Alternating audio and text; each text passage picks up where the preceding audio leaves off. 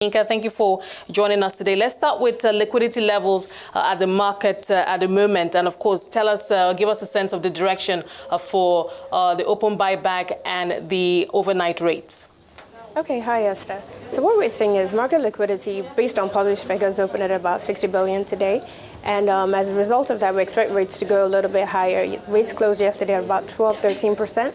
So based on the lower levels of liquidity, we expect rates to go up. But however, there was an open maturity today of about 606 billion. So with that in the market, we've been waiting for an OMO auction. We expect an OMO auction because we've seen that pattern over the past couple of months. But however, we haven't received that notification yet. So market right now is a little bit quiet. No one's really quoting on rates, both on the Treasury-Bill side as well as on the money market side. So we're still waiting for that notification from the CBN. But what has been the trend since Monday for the Treasury-Bills market?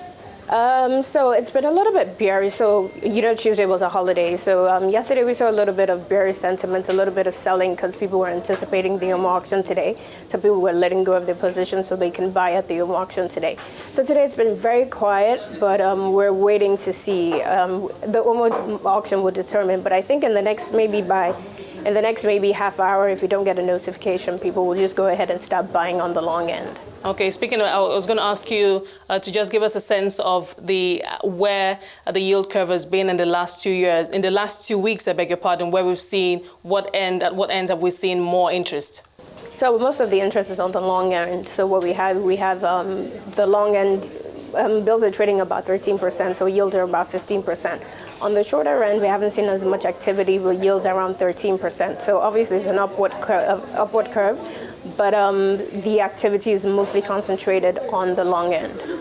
Now for the CBN mop-up activities, how would you describe the CBN's mopping up activities, mild or aggressive? So what we've seen is really what they've been doing is they've been mopping up whatever's matured. So it's so they're just taking in whatever matured into the system.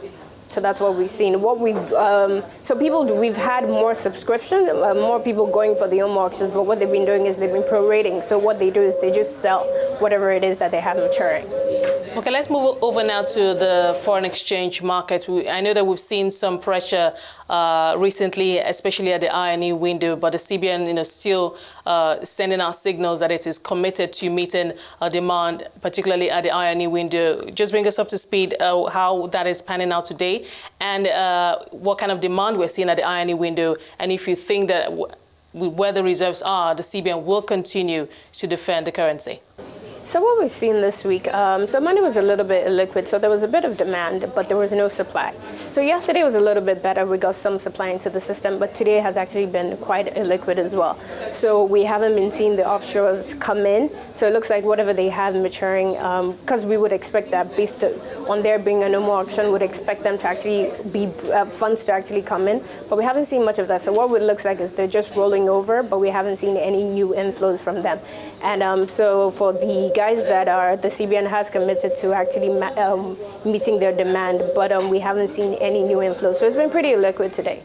Okay, Yinka, thank you for talking to us today. We appreciate your time. Yinka Yomi-Tokosi, the lead asset and liability management.